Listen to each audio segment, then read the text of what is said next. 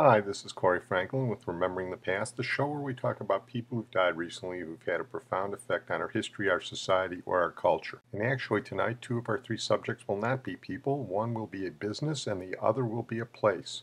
We're going to start out with this business. Nobody has the movie I want. Hey, if it's on video, Blockbuster probably has it. I mean, we have over 10,000 videos. Wow. I'll watch these fast and have them back tomorrow, I promise. Relax. At Blockbuster, you can keep your videos for 3 evenings, so take home plenty. And use our 24-hour quick drop.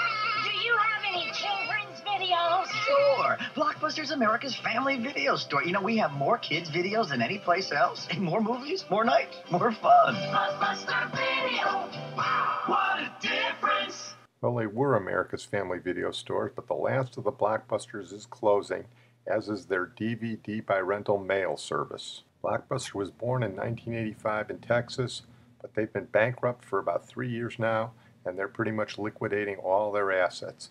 Competition from other technologies and companies like Netflix and Redbox have pretty much put them out of business. Ironically, they once had a chance to buy Netflix and they didn't do it.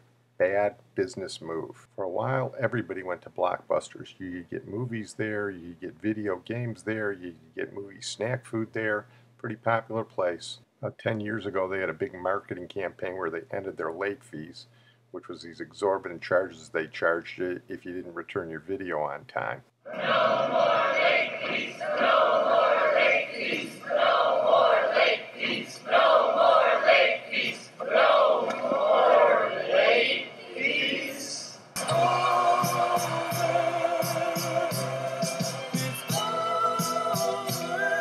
Someday, you'll remember where you were when you first heard that there are no more late fees at Blockbuster. And someday you may remember the last time you went to a Blockbuster store. Because for Blockbuster, as Roy Orbison puts it, It's over. It's over. It's over. It's over.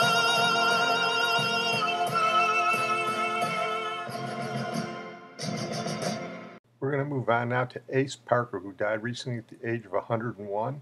And Ace Parker was one of the great athletes of the 20th century. Until he died, he was the oldest living member of the NFL Hall of Fame. He came out of Portsmouth, Virginia, went to Woodrow Wilson High School, and check this out. In high school, he lettered in 5 sports: football, basketball, baseball, track, and golf. He won the state championship in the high jump and was on a state championship golf team. At a high school golf tournament, he once beat his fellow Virginian Hall of Fame golfer Sam Snead in a long driving contest. He went to college next door in North Carolina at Duke, and he was one of the great all-around athletes in Duke history, and Duke has had some great all-around athletes. He was a 2-time All-American football player for Duke.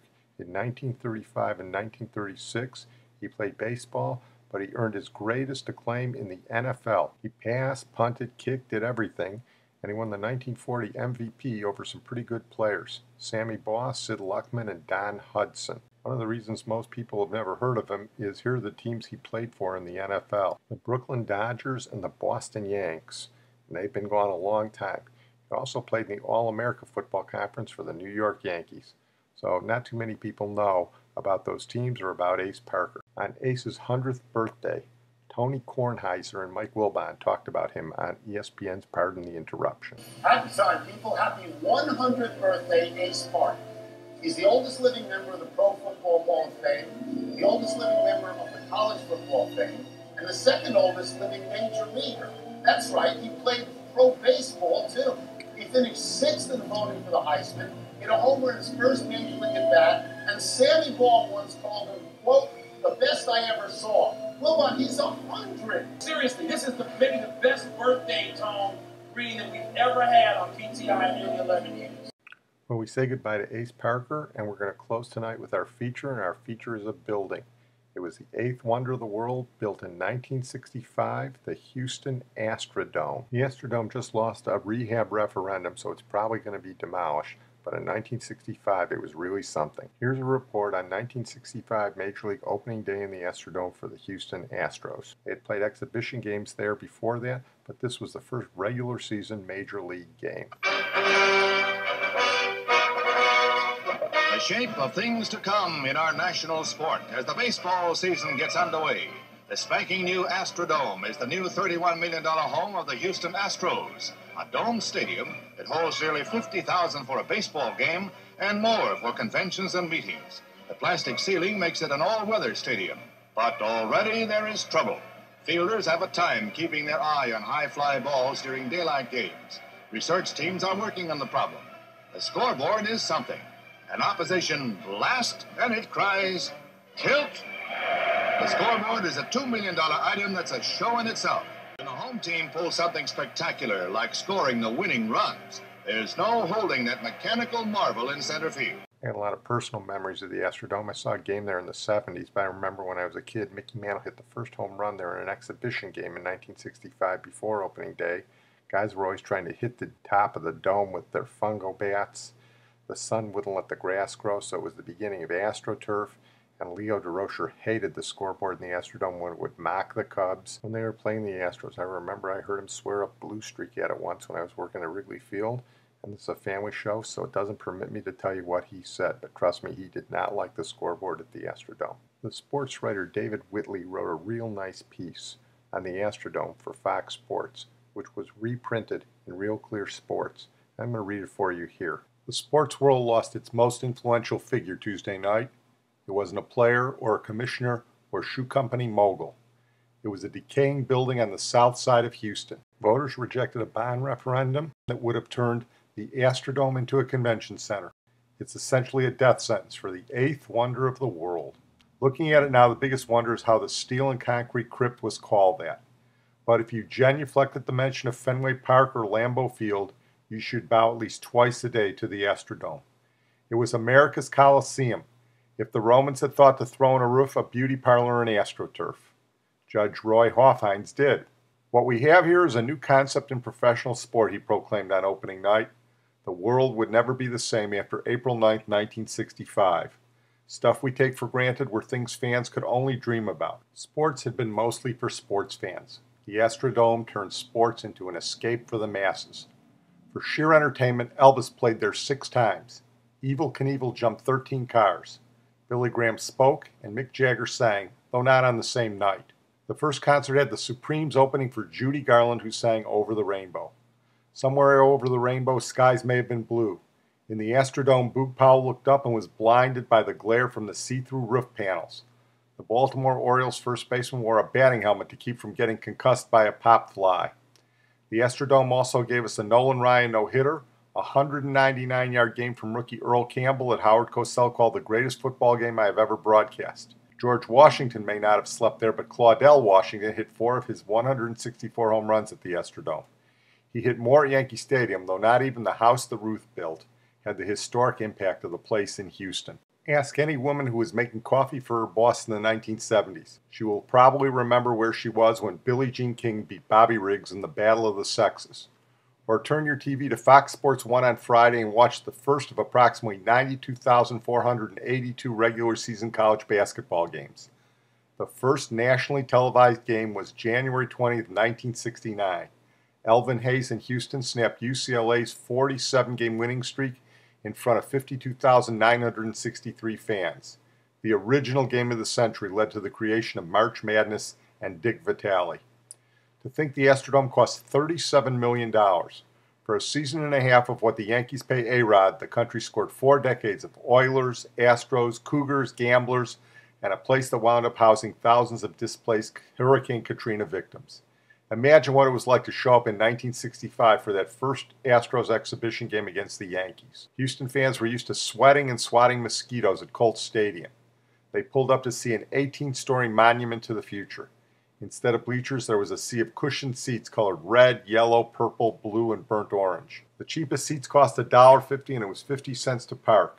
Adjusted for inflation, that's still only $14.87, or roughly what a pretzel and a beer will set you back at Wrigley Field these days.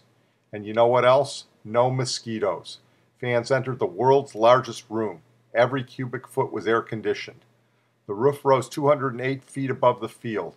It was made of 4,596 lucite panels that let the sun in and the grass grow. Only the glare was too intense and the grass never grew. Hello, Astroturf. Orthopedic surgeons were forever grateful. Fans could choose from 5 restaurants: The wraparound scoreboard flashed cowboys, ricocheting bullets, and snorting bulls. When opponents hit a home run, the scoreboard would scream, "Tilt!" Mickey Mantle hit the first tilt in Astrodome history. Lyndon Johnson was there. So were the Gemini twins, Gus Grissom and John Young. 3 weeks earlier, they'd become America's first duo in space. NASA had headquartered in Houston, and the race to the moon was on. Hofheinz was a legendary Texas mover-shaker. He wanted his team to reflect the spirit of the times, so he went from the old Texas Colt 45s to the new Frontier astronauts. He quickly shortened it to the Astros, knowing headline writers would do the same. The real astronauts were given lifetime passes to games. They could watch the ground crew while the Earthmen work in astronaut suits. Blast-off girls brought fans food in the countdown cafeteria. There was a chapel, a bowling alley, a children's library, a movie theater, a barber shop, and a presidential suite. If it had had a maternity ward and a cemetery, you'd never have to leave, Bob Hope said. And Hofheinz rarely did. He built an apartment over the right field bleachers. With gold-plated plumbing fixtures and 26,000 pounds of art, it would make Jerry Jones' skybox look like a trailer park. Speaking of skyboxes, there had never been any before the Astrodome. Here there were 53, each with a closed-circuit TV, a Dow Jones ticker, and a refrigerator. Corporate sports schmoozing had come to America. The overall Astrodome inspiration came from a trip to Rome. Hofheinz visited the Coliseum and was struck by its circular design. Most sports venues were rectangular. The judge took old world architecture back across the ocean. Round, multi-use stadiums became the rage. Along came Three Rivers, Riverfront, Veterans, and Busch stadiums. They had the utilitarian charm of a proctoscope. All are gone now, as are most of the domes the Astrodome inspired. It makes for a mixed legacy for the oldest dome of all.